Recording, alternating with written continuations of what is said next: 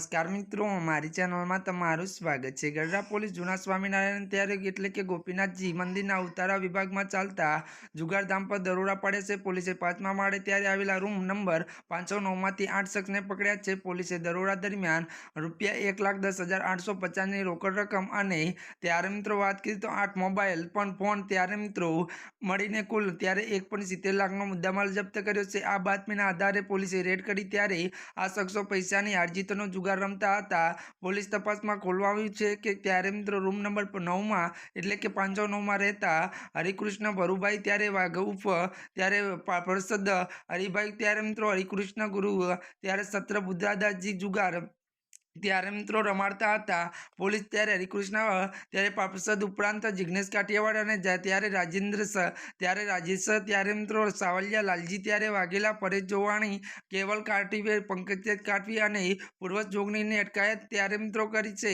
મળતી વિગતો વાત કરી તો પોલીસે આ તમામ આરોપી વિરુદ્ધ જુગાર ધારા ત્યારે હેઠળ ગુનો નોંધી વધુ તપાસ હાથ ધરી છે।